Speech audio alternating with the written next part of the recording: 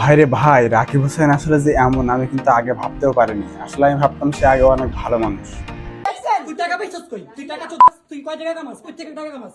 কিন্তু আসলে এই ভিডিওটা দেখার পরে আমি বুঝতে পারলাম যে আসলে কোনো মানুষই পারফেক্ট না। হ্যাঁ, আমার হুন্ডা বেচার টাকা আমার তোর হুন্ডা বেচে টাকা না বের না। এই টাকার থেকে আমি হতে লইছি। আর হুন্ডা তিনি ভিডিওতে যেটা দেখায় আসলে বাস্তবে অতটাও মিল নেই। টাকা আমি বেচছিস তো না। রাকিব তোরে কইলে ওই টাকাতে লইছি। আর আমাদের অন্তরা আপু যে বলে আসলে রাকিবকে পেয়ে আমি অনেক খুশি, আমার মনে হয় এটা আসলে স্ক্রিপ্টের একটা ভিডিও, বুঝতে পারছেন? মানুষ টাকা পয়সা হলেই যে আসলে পরিবর্তন হয়, এই ভিডিওটা কিন্তু তারই প্রমাণ। দেখতে পাচ্ছেন আসলে নিজের বন্ধুকে অপবাদ দিয়ে আসলে বাসা থেকে বের করে দিয়েছে রাকিব হোসেন, এটাই হলো মূল ঘটনা। আর আসলে এই ঘটনাকে কেন্দ্র করে তাদের দুজনের বন্ধুত্বটা নষ্ট হয়ে যায়। আচ্ছা ভাই মানে আসলে মেহেদীকে কিভাবে নির্যাতন করছে দেখতে পাচ্ছেন?